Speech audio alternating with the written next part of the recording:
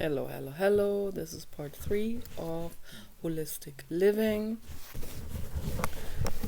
Baby dog is chilling on the couch and it's nice outside. Very nice. And I want to talk about the psychological part, which I talked about yesterday in my video, but the video was already an hour and a half long, so I could not talk too much more about this, but I wanted to make another video and talk more about it because I think this is very, very important to talk about this. The inwardness meditation process is part of holistic living. This is not just a meditation or a therapy or something that is luxurious or extravagant or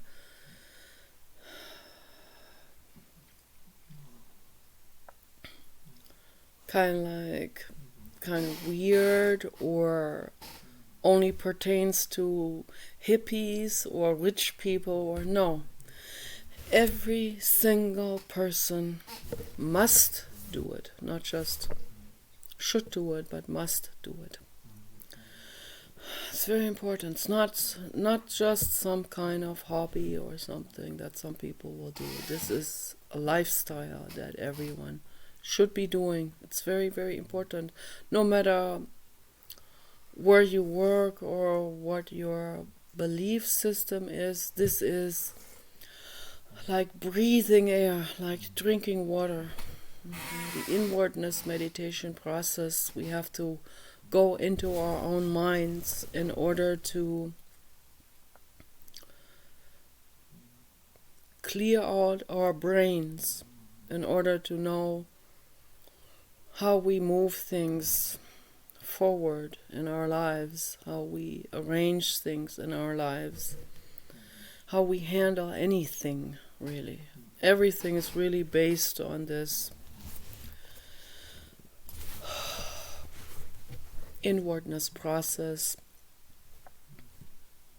and mental clarity and coming clean without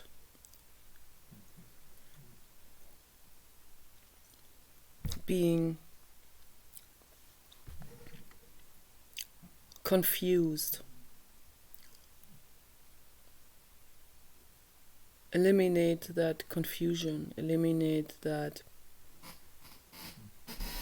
chaos in the brain, really. That's really, really important. So that's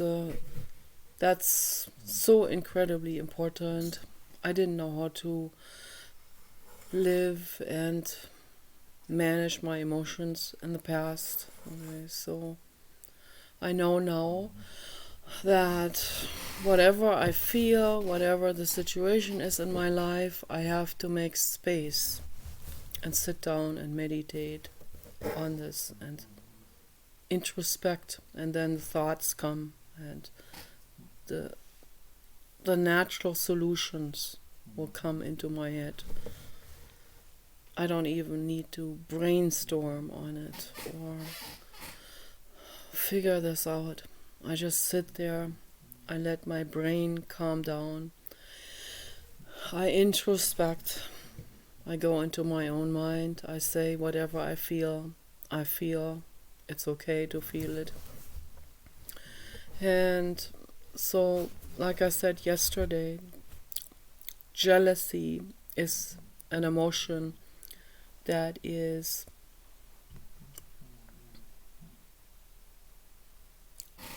much deeper reaching than sadness or grief or even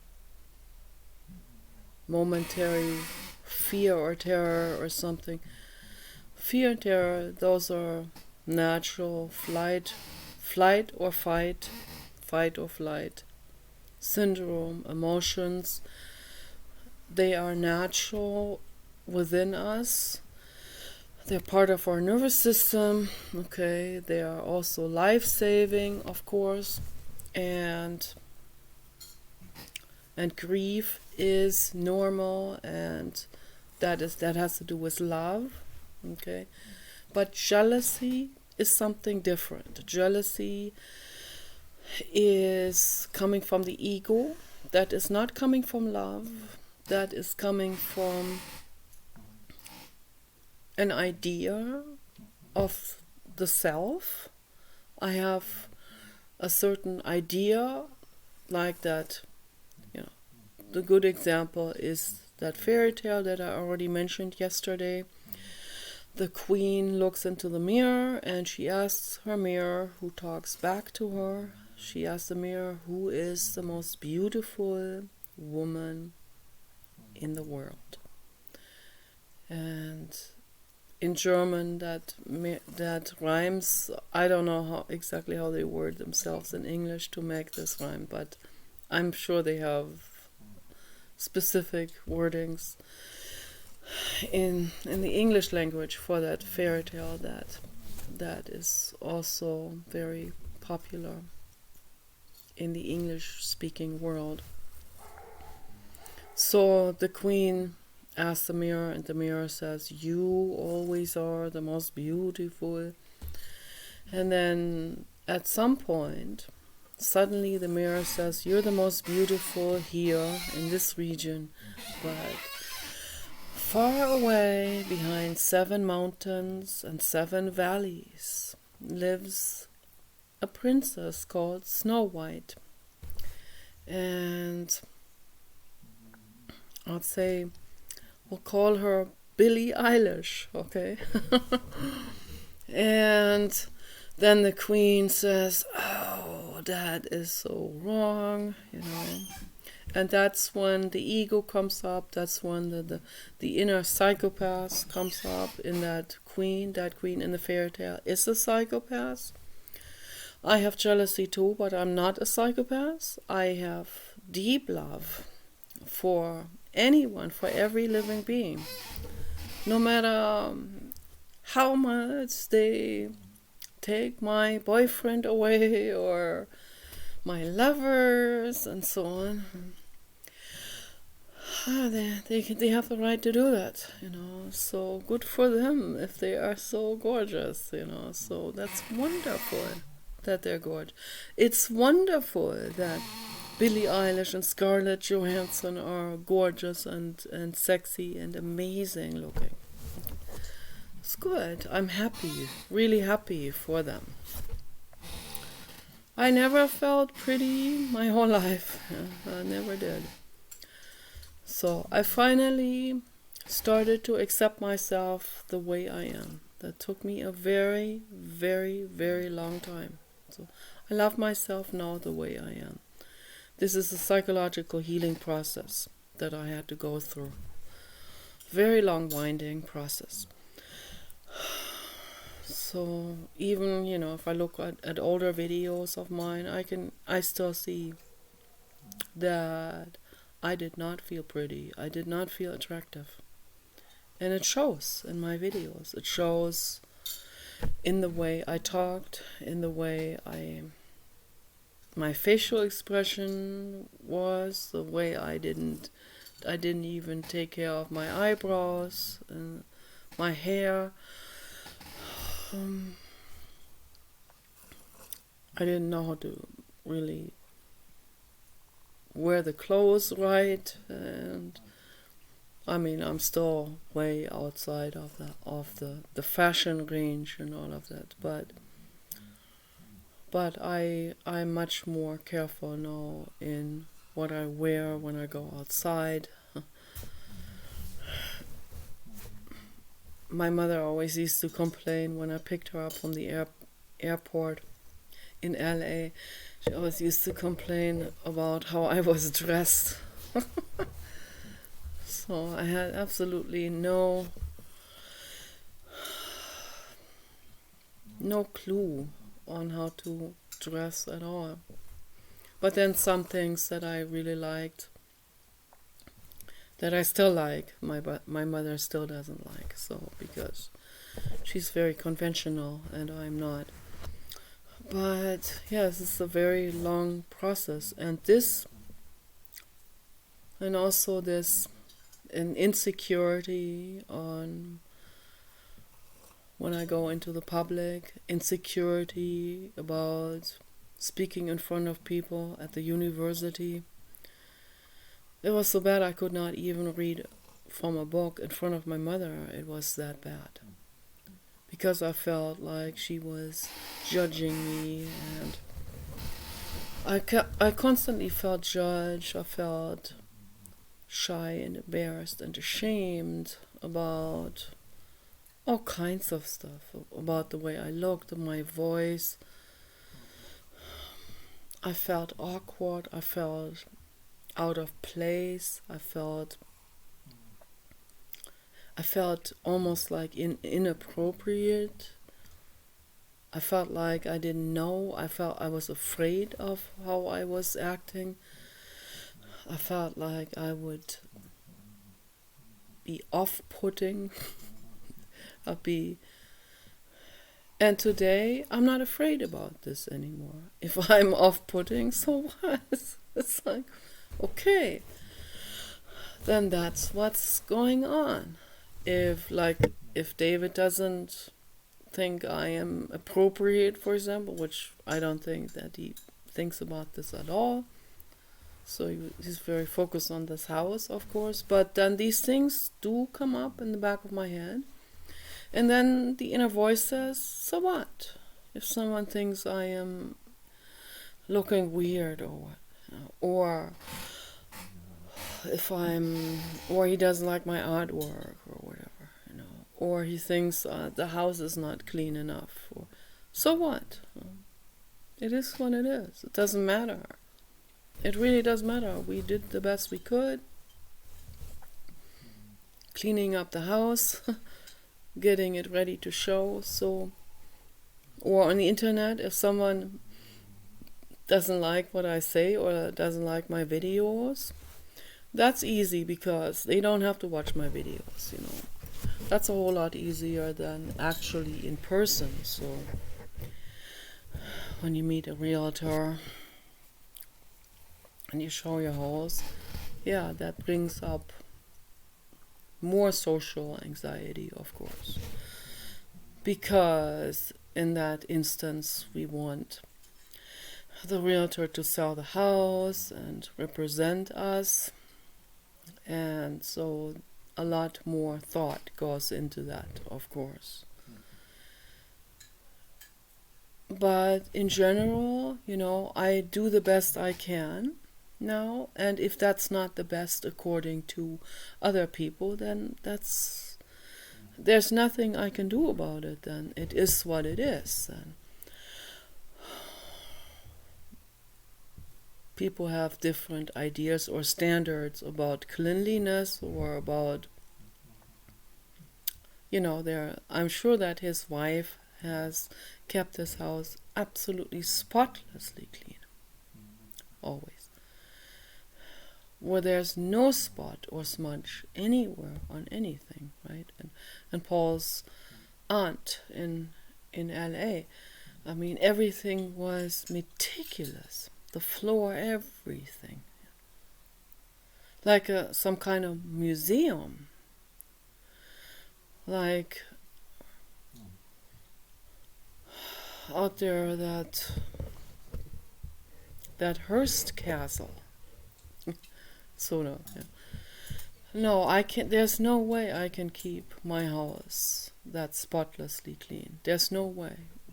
Also, we have a dog, and that would be so enormously time consuming. It's like I have OCD, but not with those kind of things. Not with a spot here and there. And so I try to keep the windows clean. I wipe the windows, but then the dog nose goes on the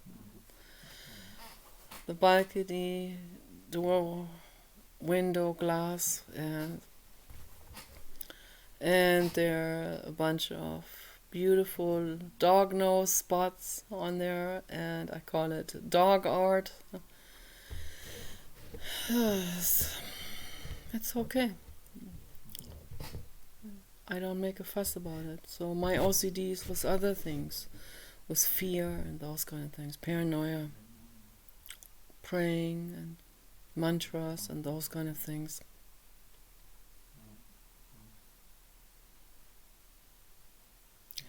But it is what it is, and I cannot be worried about how I am perceived by other people. Cannot worry about this that much. Let other people think whatever they want to think, live the way they want to live, have their views the way they want to have their views. I can only offer my views, share my views with people, and hope it helps them and the world. And beyond that, there's nothing I can do to change other people's lives. But I can offer my own process, and I know that works, that process, the inwardness meditation process. I know it works 100%. When I have jealousy, instead of doing what the queen in the fairy tale did, she gets mad at the mirror. Some people might smash the mirror with a rock or something. And there are people like this. I've heard about this. No, the mirror is a totally neutral instrument. Okay, the mirror is made out of metals and glass, and the mirror just reflects back to you what is being shown. What is there in front of the mirror? So if I'm fat in front of the mirror, then the mirror reflects that back. Okay? And it's okay. And if there is a Billie Eilish or a Scarlett Johansson out there behind the 7 valleys and the 7 mountains, living in the house of the 7 dwarves, the 7 European basset hounds, okay, then that's good, that's wonderful. So it's good. And if it presses and hurts and burns, and it has in the past, okay, it really has. Not with Scarlett Johansson or Billie Eilish. These things usually don't happen with celebrities for me because they're too much out of out of my range anyway. They're out of my territory anyway, so they have their own territory. But if I met them, I would give them a warm hug. I would tell them that I love them. I think they are amazing. They are wonderful on every level. And they're compassionate, and they are funny and witty and creative and super, okay, and gorgeous. But that's what I believe, at least, and if I was friends with them, and we went to a party together, and all the guys were just staring at them, and it's what it is. I would accept that, They're also way younger than I am, so that's another thing that comes in. So, I would just accept that, right? And today, I really have done a lot of healing. I have done a lot of healing because of this inwardness meditation process and primotherapy, and also Tony Robbins, the combination of both. And I combine them, I utilize what I learned from them, and I make it better.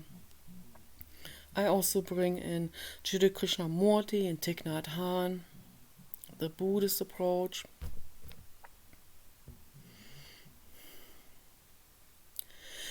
Jiddu Krishnamurti always said, when there's a problem arising, you can fix this immediately as it arises. It's a problem arising. I have some jealousy feelings towards someone, and then I can resolve it immediately by saying, this is what I feel.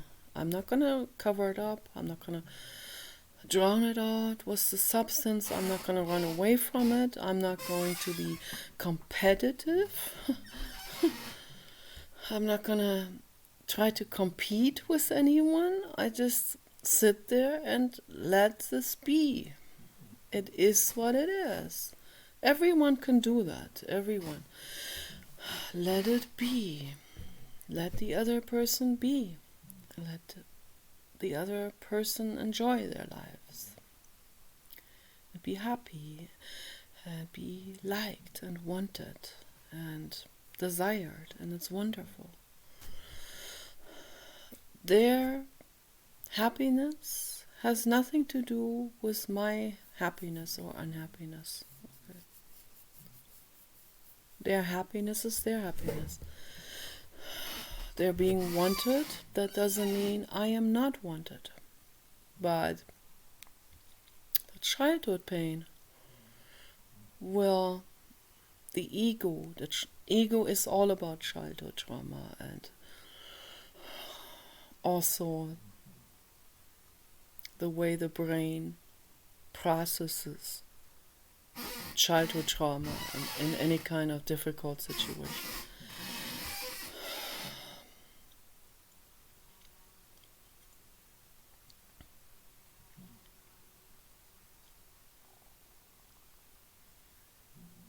It's a combination of genetics and what we experience in our lives. So my brain doesn't go into a psychopathic act out.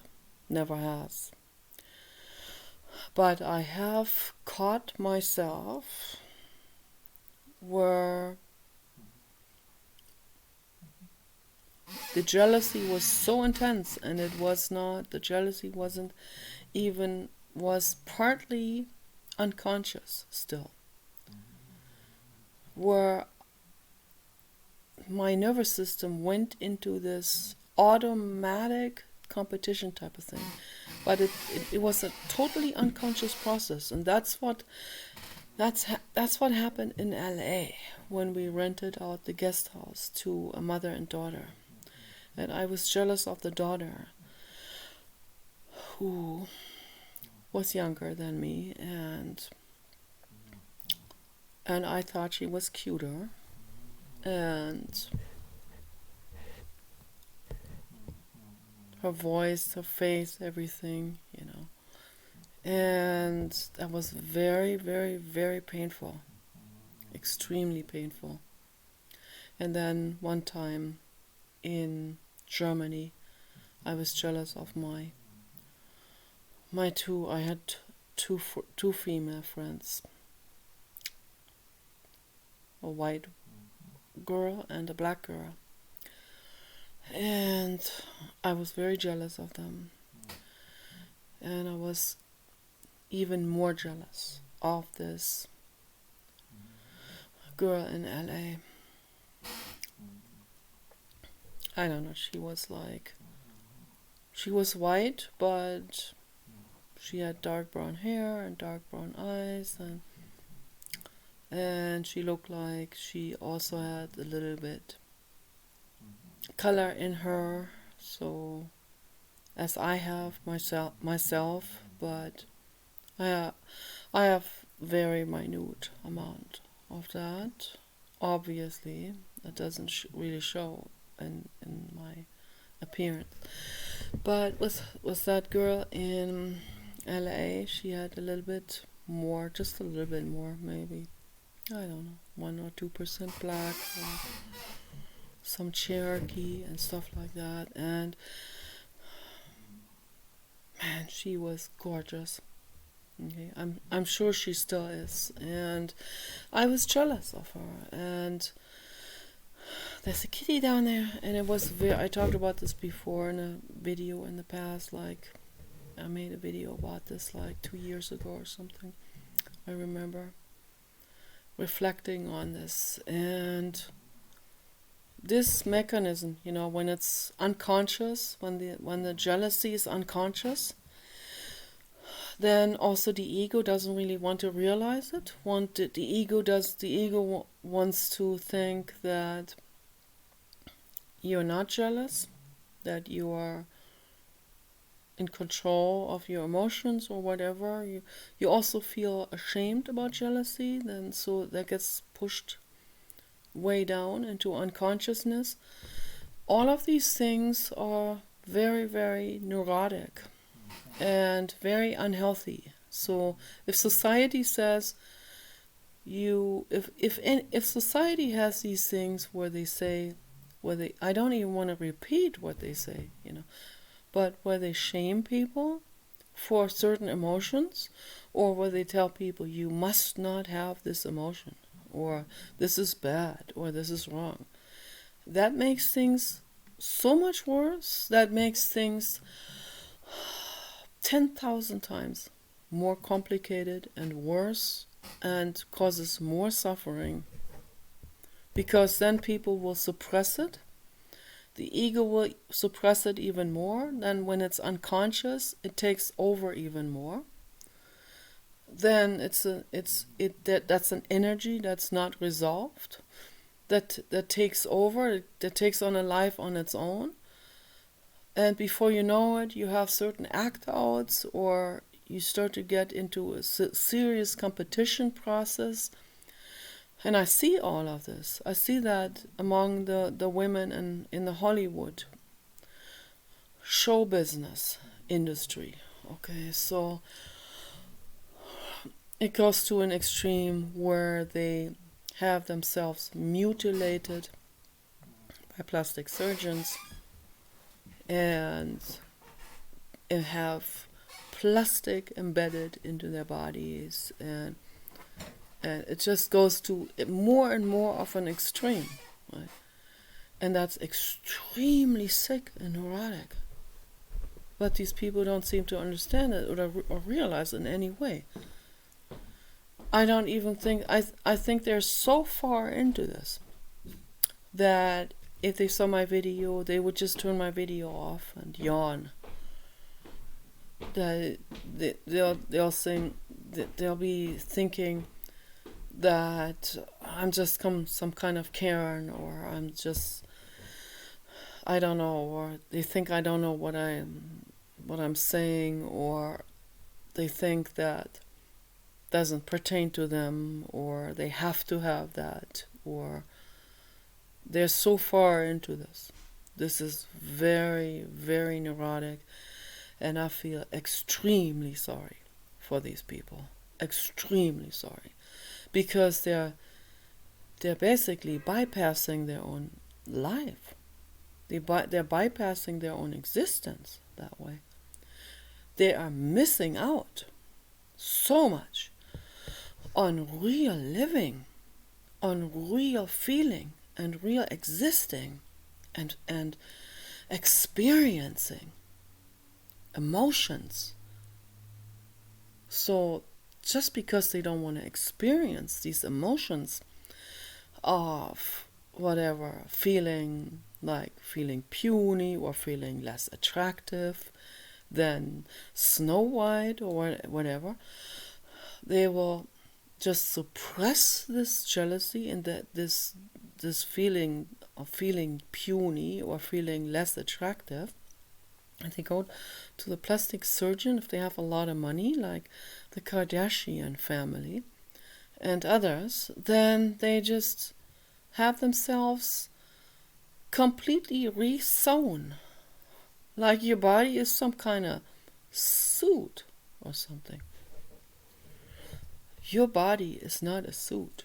Your body is not some kind of flesh cloth. Your body is your temple. Your body is your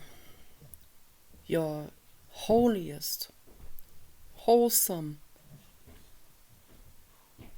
most precious vessel there is. Okay. Do not cut into your body. Don't pierce anything. Don't put a needle into your skin. Don't tattoo something onto your precious skin. You don't need to. I see that, I love my absolute best friend Sandy. Okay. I see she has tattoos on her arms, and I'm not judging you on this. I know you probably feel judged when I talk about these things. I'm not judging you at all. I'm just making these videos because I deeply care about your body. I deeply care about all bodies. That's why I talk about these things. You don't need to tattoo yourself. Whoever people are.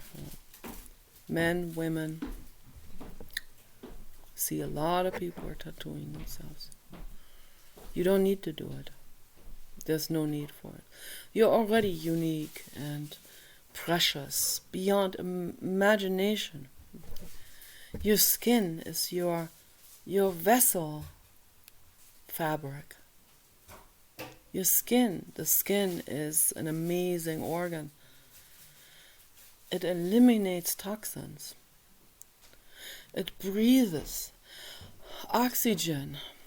Okay, you cannot cover your skin. There was a woman in Germany, she covered her skin with some kind of gold paint. A couple of hours later, she was dead. Because that gold paint prevented her skin from absorbing oxygen. My gosh. She got asphyxiated. How horrific, okay? And also, don't put ink into your skin. Don't do it. Don't do that. Don't mutilate yourself in any form. Don't do anything to hurt yourself, to hurt your body. Don't do it.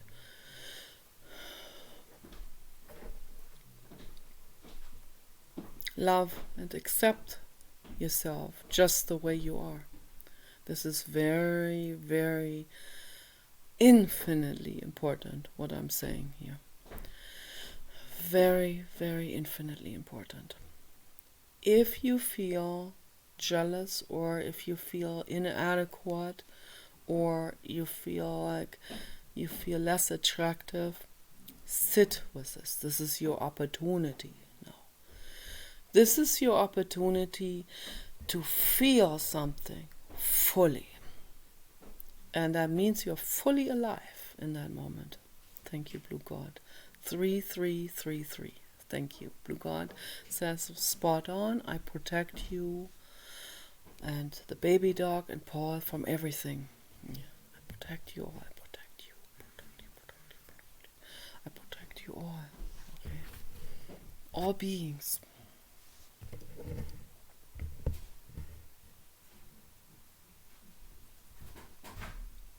Yes, wir machen das. We have to accept ourselves just the way we are. I have OCD, I have fear and all of that. I accept it. I'm not going to suppress it with drugs or something, or pharmaceutical, or some kind of Zyprexa or Haldol or Risperdal. I've been on Zyprexa and Risperdal in the past. Do not take those drugs. Do not repeat the same mistakes. Ever, ever, ever, ever. Those are poisonous. Okay, I had to do a colonic treatment for like 10 colonic treatments and all of this after Risperdal. Risperdal really, that really pushed me down. That stuff. Oh my goodness. Oh gosh, I even made a drawing of myself on Risperdal. Like I felt like I was buried alive. That was the worst thing you can possibly feel.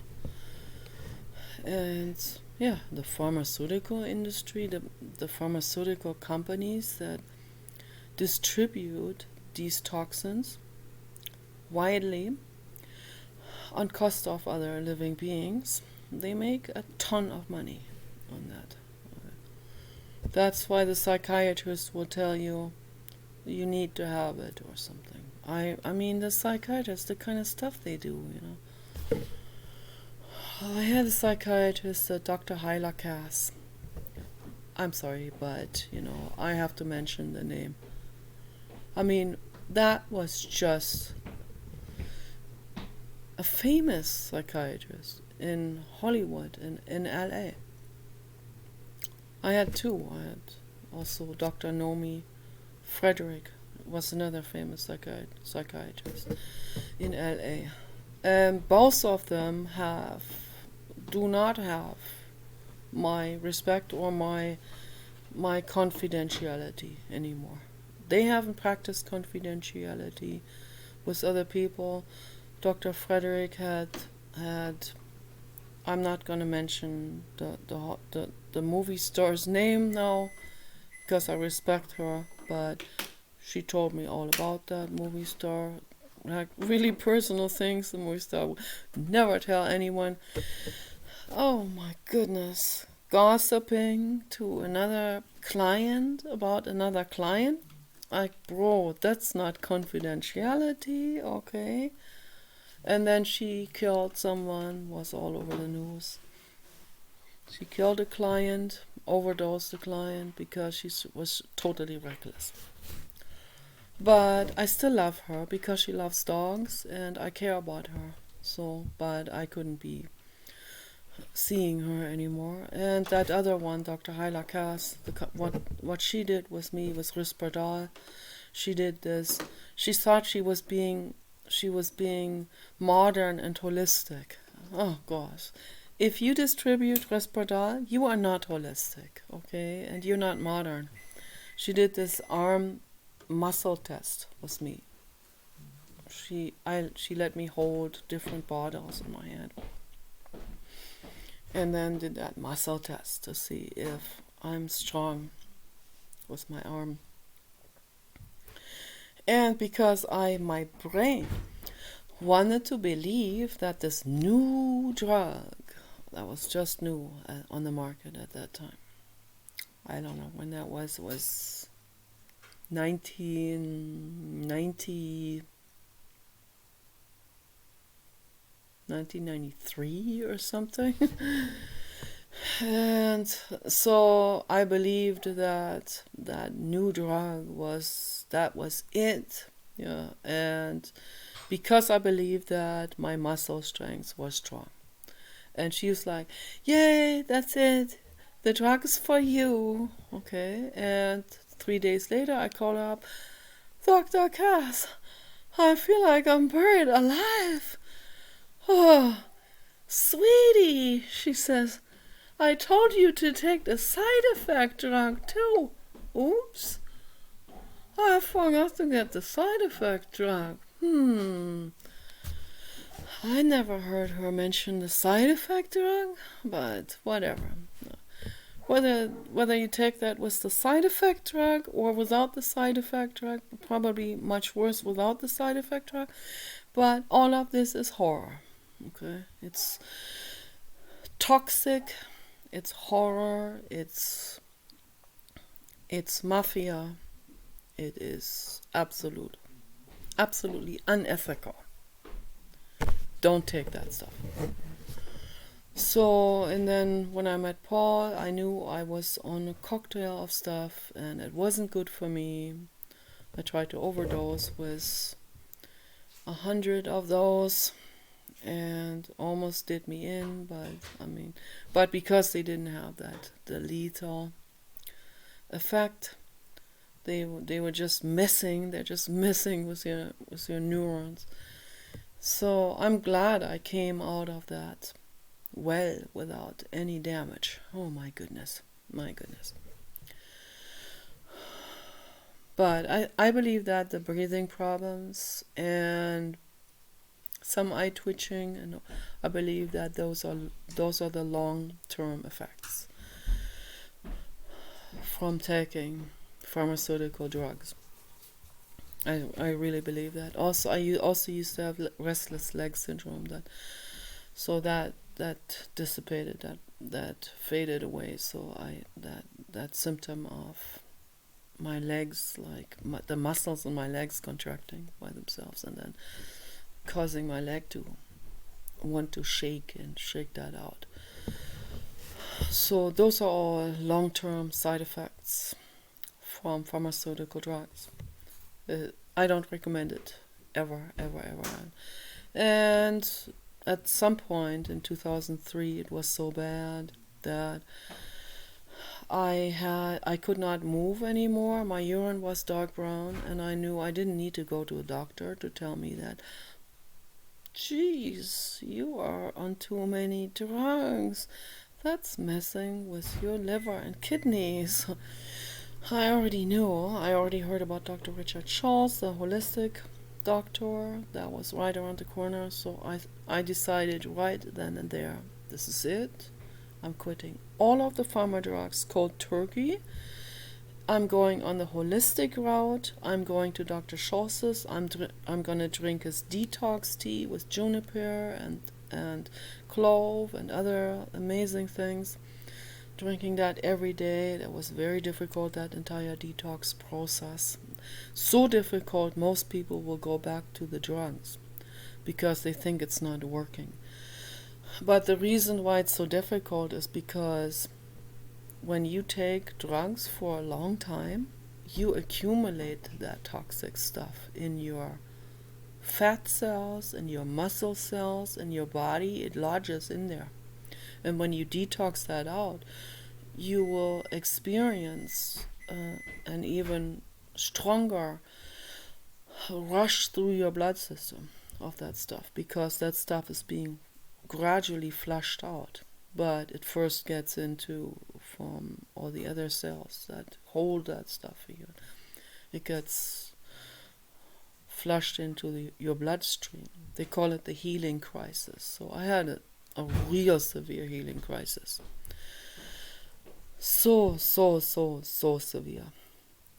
You cannot imagine. It was so horrific. And I actually had to take 2 attempts on this detoxing. On the first attempt, I reverted back because I thought I can't manage. I can't do it. The second time I knew you gotta tough this out if you want to move through that tunnel and come out the other end. And I did. It was very difficult, but you have to do it. Absolutely. You have to get off the pharmaceutical drugs. You have to sit down, whatever emotions come up, whatever you feel, this is what I'm feeling right now. Don't go into resistance. Go into full acceptance of whatever you feel. If you feel sick, you feel sick in that moment. If you feel physically sick, you accept it. And whatever it takes, go through that detox process. Okay. And it's really lifelong detox process. But the real intensive part lasted for me for half a year. Half a year of, you cannot imagine. My mental illness symptoms came back like 100-fold. I mean, I was like sitting there at some point just staring at the wall in LA. I couldn't even, I could move, but I was like, I felt psychologically paralyzed. 4, 4, 4, 4. angels are thanking us and protecting us. So it took me a long time to get out of all of this and through, and then I went on this very long, winding, holistic healing path, and I'm still on it. And I did all kinds of things, and all of those things helped me. Dr. Scholl's products helped me. Dr. Richard Scholl's herbdoc.com. Fantastic stuff. Fantastic stuff. And he also has a book, the 20 Steps to Holistic Healing. You don't even need to buy his stuff. You can mix up your own blends in the blender with natural plants. Nobody patents plants, okay? You don't have to buy his tinctures or his products, but they're very, very pure and good. But they're expensive, so I ended up then making my own blends and just being on that healing journey, and then quitting meat and then quitting milk. So long process, and doing hot spring bath, going hiking, drinking. Videos freezing in, and my face was like, okay, I wonder if that is showing in the video.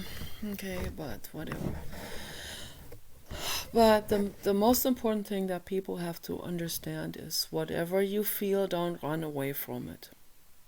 Go through the holistic healing path. Sit with whatever you feel. Okay. And be good to your body. Give your body what it needs. I made myself an apple, cinnamon milkshake, oat milkshake, completely 100% vegan, whole food. Tasted great, very nourishing, very healing, very detoxing. Okay, you have to have bowel movements, you have to flush your bowels. Very important to purify your liver, your kidneys, your blood, your brain. Okay, most people's brains are toxic, they literally are. You flush that all out, and if negative feelings come up, you sit with it, you accept it, you allow it. If jealousy comes up, or if the feeling, I know all of these feelings, feeling puny, I know how that feels, I think the other person's success is my demise, that's just an old feeling from the past. Their success has nothing to do with my life at all. If another woman is more wanted than I am, that really doesn't have anything to do with me. Okay, then she's more wanted. So what? Okay. I can still find a boyfriend. I can still find someone who finds me nice and who wants to be with me. I still can, and I'm infinitely grateful for that. I'm infinitely grateful for anyone who likes me, My babe, Danny. I don't know if that's the Danny from the chat room, but he said he is, so I take his word for it. But whoever he is a cutesy, okay? And he likes me, and I'm infinitely grateful for that. I'm sorry that I have paranoia and trust issues. I'm really sorry, because I love you, care about you, I would love to be friends with you in person, hang out. But I'm too afraid. But I'm infinitely grateful to you.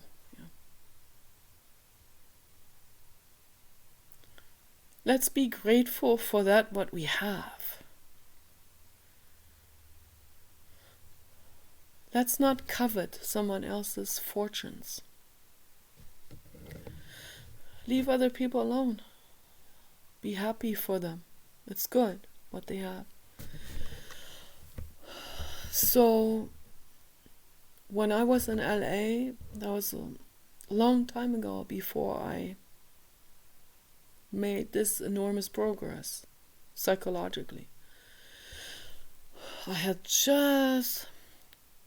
was still in primal therapy at that time, and they were doing a lot of mistakes with me. They were making so many mistakes. Oh my goodness, they started blaming me for my problems, and oh my gosh. So, and that was very, very hurtful to my life. But they didn't know better, okay? They were just ignorant. So that's why, we have to be very careful with primal therapy. Or there's another very similar therapy called rebirthing. Stay away from all of this. It's not safe. People have died in primal therapy. I don't know about rebirthing, but it seems very similar, and it seems like equally dangerous to me. Okay, I talked to a woman who's done rebirthing. I met a woman in Germany. I went hiking with her one time with our dog, and she told me all about it, and I just thought, well, it's good if she got something out of it, but what she was telling me sounded very scary, and it sounded dangerous, even more so than primal therapy, because the therapist would actually sit on someone's chest. They can cause that person to become asphyxiated. Also the same, I saw Teal Swan is doing an approach like this, which is much milder, of course, but it is a breathing process where people go underwater and come back up. That's much safer than that rebirthing. But I would not recommend it. Okay, I don't recommend this particular breathing process. Then there's a woman called Mada. I did a session with her on the internet. She has this hyperventilation breathing process. It has helped some people, and I saw it in her videos, but it was not good for me at all, because I already was doing something like this as a ritual. So, and it just caused my lungs to hurt. So that wasn't very good. And I don't recommend that to people. Hyperventilating and like really intensive, like forceful breathing, sort of, where some people's anger will come up. For some people, this might be very useful. This might be very, very, this might push them into a zone of emotions that they had rejected before, or that is not natural to their normal neurotic act outs, So this may have been good for my friend Birgit. But Birgit was in primal therapy, but because it's lopsided, she did not get that much help out of it. Not as much help as she should have. And she was acting out too much as being always nice and sweet, because that's what she did when she was a child, to appease her mother, and then she did it with her boyfriends. And it killed her. Okay, that's what being a pushover is. And I mean this with all respect towards Birgit and love. I have infinite love for her. But that's what pushover behavior is, to be meek and mild and nice and sweet, and be tolerant to everyone and everything, no matter what they're doing, no matter how they behave. And her last husband was a complete jerk, an asshole. Maybe not a psychopath, but a total asshole, cold-hearted bitch. That's what he was. Okay. And yeah, I would say that he was really the last. he was really, really the last push in her life to push her down. And what a horror. I tried to tell her to defend herself. I even made her an artwork that was the title, Show Your Teeth. I have made an art sculpture that has teeth. Just for Birgit. I usually don't show teeth that much in my artworks. And that didn't help her that much either. So she was too much in that groove of this act out, and too many things unconscious that she was not consciously aware that she was making herself into a pushover and letting someone abuse her and use her and exploit her, which he did. He totally used her on so many levels. And that makes me hate that guy, because Birgit was my absolute best friend. I love Birgit infinitely much. But she's better off now. She's a bird now. She's a parrot.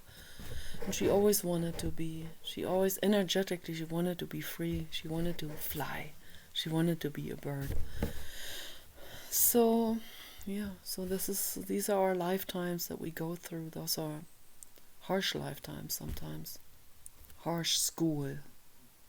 Brutal school. This lifetime is brutal beyond measure. You cannot even imagine. Absolutely ruthless with my mental illness and all of that. But whatever it is, I accept it. I sit down with it. I breathe with it. I'm not in resistance towards it, and I say, okay, this is what it is. I'm mentally ill, and I will probably not resolve this in this lifetime. And it's okay. I'm not gonna fight it. I'm not gonna resist this in any way. I sit through it. Every time I sit through it, it feels a little bit better. Okay? Then I feel a little bit better and better and better and better. I can see the ocean from here. That looks really great. But I'd rather have the trees. But people are logging all around us. We're not logging any tree. We love every single tree on our property. On our 2 acres that we have. We have 1 acre that goes down in a very steep slope towards a little river or stream. And that's a very condensed forest. Very wild, and we keep it like that for the animals. And there's a hunter down there. He's already encroached onto our property and shot animals on our properties. That's absolutely abhorrent.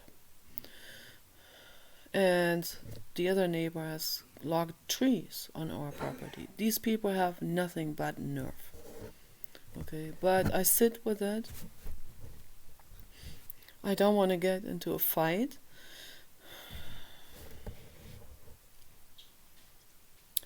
I don't want real serious, dangerous problems. So I sit with it, and we try to make the best out of it.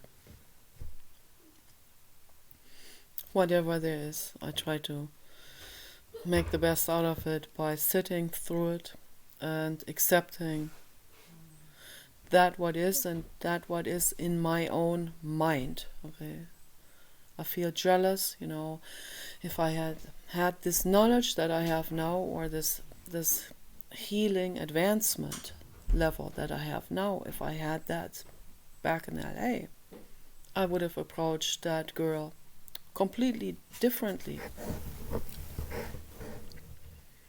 I was nice to her in the beginning and all of that. I even gave her a hug. I bought her a present. But then this feeling, the jealousy was so pressing, so intense, that I had these nervous breakdowns. I would start screaming out there in the yard and all of that. And they all started to get used to this, me screaming all the time. But the girl didn't like it, but then they didn't have anywhere else to go. Jehovah's Witnesses. But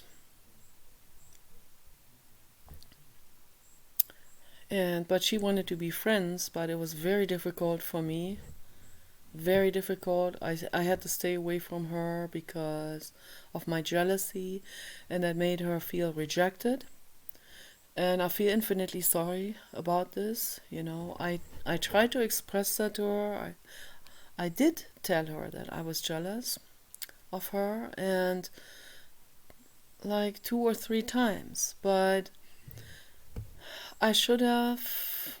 She wanted to be friends, so I should have sat with her together, and I should have every day. I should have said, if you want to be my friend, you have to endure this. You have to sit there for me, like I used that example yesterday in my video. Like a hypothetical example of a woman moving into a van and sitting with a woman she's jealous of every single day. If it takes a year, then it takes a year. So I should have said with her, I should have said, yeah, let me introduce you to primal therapy. Let's do this here. You sit there. If you want to be my friend, you have to put up with this. I'm sorry. Otherwise, you have to stay away from me, because I can't be just enduring this without addressing this real horrific pain. Oh yeah, one time we went hiking with her and another friend. I had a humongous anger attack there, but she and the other friend were way ahead of us, so I wanted to make sure that I didn't scare them.